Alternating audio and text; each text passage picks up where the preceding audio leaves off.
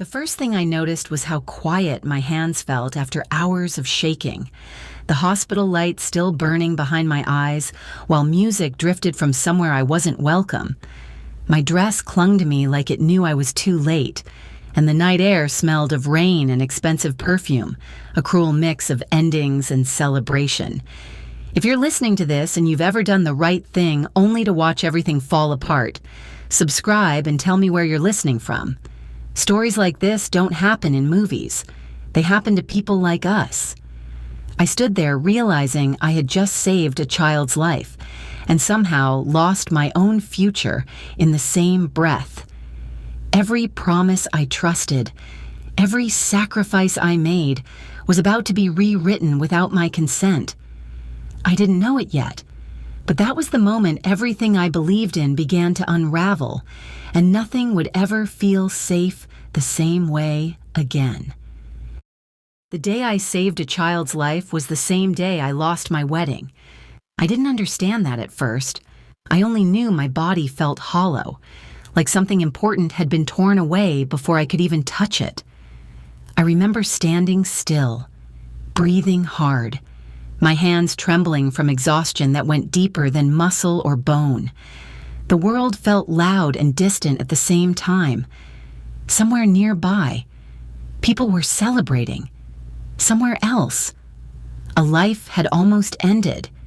And right in the middle of that contrast, mine quietly collapsed. I kept replaying the moment over and over, trying to make sense of how doing the right thing could leave me feeling punished. I had chosen to protect someone who could not protect themselves. I had chosen responsibility over ritual, duty over promises spoken in white rooms with music and flowers, and yet the price felt unbearable. There was no dramatic announcement, no single sound that marked the loss. Just a growing realization that while I was fighting to keep someone alive, everything I thought was waiting for me had moved on without me. I stood there realizing I was no longer running toward a future, but standing in the wreckage of one. I will explain who I am, what was lost, and why this choice changed everything. I am a trauma surgeon in Chicago, but that title has never been the most important part of who I am. What matters more is that I believe when someone is placed in your care, you do not look away. I built my life around responsibility, long nights, and the quiet understanding that other people's emergencies do not wait for convenient moments, that life came with sacrifices I rarely talked about, missed dinners, canceled weekends, falling asleep to the sound of my phone instead of silence. I told myself it was temporary, that one day there would be space for something softer. That day was supposed to be my wedding day. I was engaged to Daniel, a man I loved deeply and trusted completely. The wedding was not about perfection or spectacle. It was about choosing each other, finally slowing down and building a life where I did not always have to be strong alone. But even then, there were pressures I tried not to name. His family had opinions about my hours, my priorities, the way my work always seemed to come first.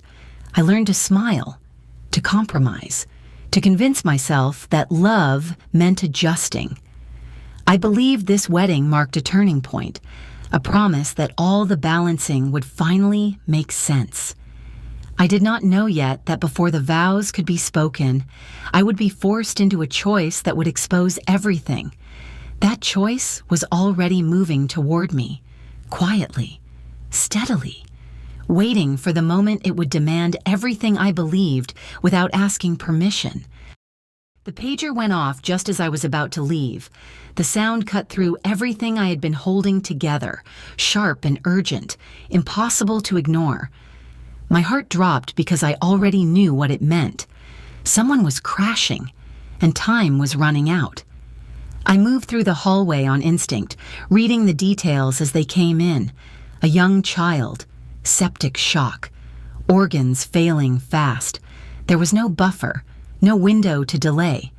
Surgery was the only chance, and it had to happen now. In the back of my mind, another clock was ticking. A dress waiting, guests arriving, a promise I had made to stand somewhere else at a very specific hour. I felt the weight of what this would cost me settle in my chest, heavy and final. I looked around, hoping for an alternative that did not exist. The other surgeons were already tied up. No one else could step in without losing precious minutes the child did not have. I understood, with painful clarity, that walking away meant choosing my own life over someone else's survival. There was no speech, no dramatic pause, just a quiet moment where I accepted the loss that was coming. I chose the operating room because that is who I am, even when it breaks my heart. As I scrubbed in, the world outside narrowed to lights, instruments, and a small body fighting to stay alive. Everything else, including the life I was supposed to begin that day, fell silent behind me. I did not know how long it would take, only that once I stepped forward, there would be no turning back, and everything depended on next hours. I stepped into the operating room and the rest of the world disappeared. The lights were harsh, the air cold, and every sound felt amplified. Time stopped behaving normally, minutes stretched, and hours collapsed into a single, relentless moment. My hands moved from memory more than thought. Sweat soaked through my scrubs. My shoulders burned. My jaw clenched so hard it ached. The child's body kept fighting me, slipping, crashing, forcing us to push harder and faster. Each setback felt like a warning that we were running out of chances. At one point, I felt the room tilt, exhaustion pressing in from every direction, but stopping was not an option. I narrowed my focus until nothing existed except breath, rhythm, and the fragile line between life and silence. I refused to let go, even when my arms shook and my vision blurred. Slowly, almost imperceptibly, things began to steady. The alarms softened. The chaos eased into something cautious and controlled. The child was not safe yet, but alive. That was enough to keep me standing. When I finally stepped back, 4 hours had vanished. My body felt hollowed out, scraped clean.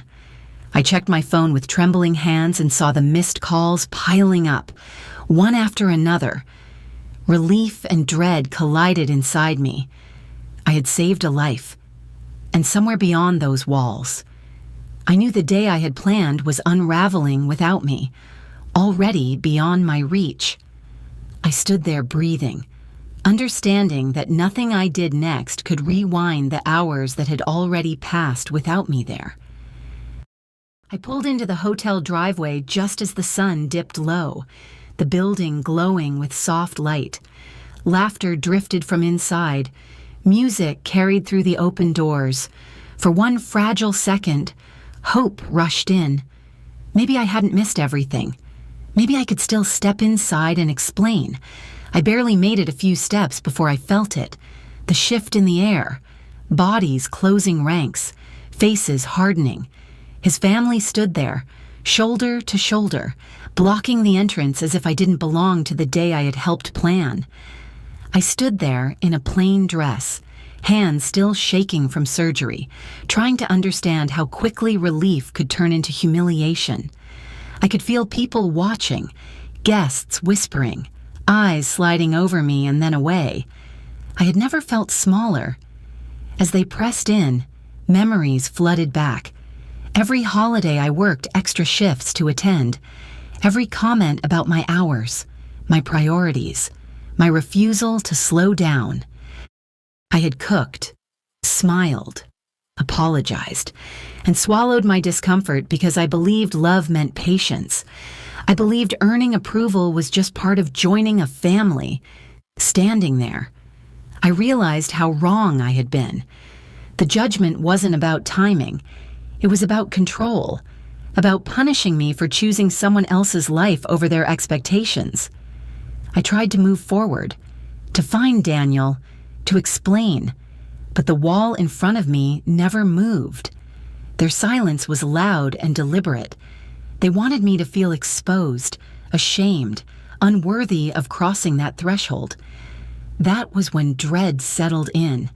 Not the fear of being late, but the deeper terror that something far worse had already happened inside. Something I was being kept from seeing. Something that would change everything I thought I knew. Before I could stop it, my heart breaking again. I kept waiting for someone to tell me I was misunderstanding things. I stood there listening to music drift through the doors, applause rising and falling, and I tried to believe it was all paused, that I could still step inside. Then the truth settled in slowly, like cold spreading through my chest. The ceremony hadn't paused, it hadn't waited. It had continued without me. I felt it in the way no one looked for me, in the way the laughter never stopped, in the way the doors stayed closed. My mind replayed every sacrifice I had made for this relationship. Every night I chose compromise. Every moment I told myself love meant bending. My body reacted before my thoughts did. My hands went numb. My ears rang. It was as if my heart couldn't decide whether to race or stop entirely. I had spent years believing we were a team, that when things mattered, we would face them together. Standing outside that building, I realized how wrong I was. While I was holding a child's life together, my own had been quietly replaced. Someone else had stepped into the space meant for me, and no one had stopped it. The music swelled again, joyful and cruel all at once. It felt distant, unreal, like it belonged to another world I was no longer allowed to enter. I didn't cry. I didn't move. I just stood there, frozen, understanding that the future I had trusted was gone, and there was nothing left to explain. In that moment, everything fell silent. I was still standing there, barely breathing, when the night shifted. At first it was just a sound cutting through the quiet tension, deep and unfamiliar, rolling across the driveway and drawing every head toward it. A black car pulled up slowly, polished, deliberate, impossible to ignore. The crowd parted without meaning to. I didn't understand why my chest tightened until the door opened and I recognized the man stepping out. I had seen him earlier that day, pacing a hospital hallway, fear written all over him while I worked. He didn't hesitate. He walked straight toward me as if the rest of the scene didn't exist.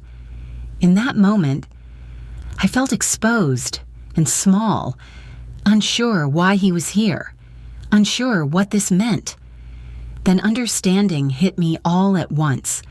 This was the father of the child I had just operated on, the man whose life had shattered and then been stitched back together in the same hours mine had fallen apart. He had come looking for me, not to thank me quietly, but to stand in front of everyone and make the truth impossible to ignore. I felt the air change. The whispers stopped. Faces shifted from judgment to confusion, then to something closer to fear. The people who had blocked me moments earlier suddenly looked unsure of their footing. I didn't feel victorious. I felt overwhelmed, seen in a way I hadn't been all night. While I stood there still shaking, he made it clear that my absence wasn't abandonment. It was sacrifice. For the first time since arriving, I wasn't alone. I was no longer the woman standing outside her own wedding, begging to be understood. I was the doctor who had saved a child's life, and the truth had arrived with him, loud enough to silence everything else. I stood there realizing the power had shifted, and for once, it wasn't mine to carry. I felt the attention settle on me, heavy and unfamiliar, but I didn't lean into it. I didn't explain. I didn't defend myself. Something inside me finally went quiet. Moments earlier, I had been standing there braced for judgment, waiting to be pushed smaller. Now the noise had shifted, and I realized I no longer needed to stay. Vindication wasn't something I had to accept or reject. It was simply there. And that was enough. I took a breath that reached deeper than the last few hours had allowed. My shoulders dropped. I looked once toward the doors of the hotel, glowing and distant, and understood that whatever was happening inside no longer belonged to me. I turned away without asking permission. Each step felt steadier than the last. The whispers faded, the faces blurred. For the first time that night, my body stopped shaking. Walking toward the parking lot, the weight I had been carrying began to lift. I didn't feel victorious. I felt free. Free from explaining myself to people who had already decided who I was. Free from standing in places where my worth was conditional. By the time I reached my car, the decision was complete. I was done engaging on their terms. Whatever came next would happen away from that building, away from that version of my life. As I sat in the quiet, one truth settled clearly. I had lost a wedding, not myself. I sat in my car with the engine off, the quiet pressing in around me, and when my phone rang, I already knew it was him. I answered because I needed to hear it clearly, not because I expected anything to change. His voice was calm in a way that felt disconnected, like the night had been inconvenient rather than devastating. He spoke about misunderstandings, about his family panicking, about how things had gone too far without meaning to. As he talked, I noticed what he wasn't saying. He never spoke about stopping it. He never spoke about standing up for me. I realized this wasn't new. This was the same pattern I had excused for years. Silence framed as peace, avoidance mistaken for kindness, loyalty always leaning in one direction. I told him, quietly, that love does not mean disappearing when things get hard. That partnership means presence, not comfort. I didn't raise my voice. I didn't argue details. I didn't need to. By the time the call ended, the relationship already felt finished. Not because of anger, but because clarity had settled in. He had made his choice earlier that night, and now I was making mine.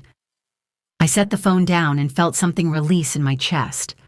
The future I released no longer felt like loss. A week after everything fell apart, the attack shifted. This time, it came wrapped in formal language and official emails. A complaint had been filed against me, questioning my judgment, my motives, even my ethics. Sitting in a quiet conference room, I felt a different kind of fear settle in, colder and sharper than heartbreak. My career was not just a job, it was years of training. Trust built one decision at a time, and a reputation that mattered. The review process moved slowly and deliberately. Files were opened, timelines examined. Every choice I made that day was placed under a microscope. I was terrified of losing everything I had worked for, not because I had done something wrong, but because accusations alone can stain a name. Still, I told the truth. The records were there, the surgery logs, the timestamps, the notes written in exhaustion but grounded in fact. Then something unexpected happened. The father of the child came forward, calm, precise, unwavering. He explained what he had witnessed, not just in the operating room, but outside that hotel. His words carried weight I did not have to force. The complaint unraveled quickly after that. The accusations collapsed under evidence and clarity. When the review ended, my career was intact, but the damage attempt was exposed. As I walked out, I knew the storm was breaking, even if the ground beneath me was still soaked. I understood then that survival is not just about enduring crisis, but standing firm when truth is tested in public by those who benefit. Once the review ended, things grew quieter in ways I hadn't expected. My name was cleared, my work affirmed, and the whispers that had followed me began to fade. The people who tried to shame me lost credibility, not through confrontation, but through their own excess. I didn't celebrate. I simply went back to work and did what I had always done. Outside the hospital, my life slowed down. I stayed with my mother for a while, in a small house that smelled like coffee and laundry soap. We cooked simple meals. We watched old movies. Some nights we barely spoke, and that silence felt like kindness, not distance. My body finally caught up with what it had been holding. I slept without my phone clenched in my hand. I woke without dread tightening my chest. The world felt smaller, safer, more manageable. I didn't seek revenge or explanations. I let consequences arrive on their own. Invitations stopped coming. Apologies were awkward and late. None of it mattered as much as the steady return of peace. In that quiet, I noticed something new. Space. Space to breathe, to think, to imagine a future not built on endurance alone. I wasn't rushing toward anything. I was standing still, balanced again, open to whatever might come next, knowing that this time I would not have to disappear to be loved and safe enough to trust it without fear or pressure anymore. Now. Time passed quietly, without announcements or expectations. I wasn't looking for anything, only learning how to live without bracing myself for disappointment. He entered my life slowly, almost unnoticed. There was no pressure to explain my past or prove my worth. He listened more than he spoke. When work pulled me away, there was understanding instead of resentment. What struck me most was the absence of fear. I didn't rehearse conversations in my head or worry about being too much. I didn't feel measured against someone else's standards. I felt accepted as I was, not for what I could give up. Love, I learned, doesn't always arrive loudly. Sometimes it feels like rest, like someone sitting beside you without needing to fill the silence, like patience offered without condition. There were no grand promises or dramatic declarations, just consistency, respect, the steady sense that I could breathe and still be wanted. I didn't rush to name it. I didn't need to. The safety spoke for itself, and in that calm space, I understood something I had missed before. The right kind of love doesn't ask you to shrink or sacrifice your values. It meets you where you stand. And it stays, quietly, without fear, without bargaining, and without losing yourself. It simply becomes home at last for me here now. I used to think losing something meant I had failed. That night taught me something different. Sometimes loss is the moment you finally stop abandoning yourself. I lost a wedding, but I kept my values.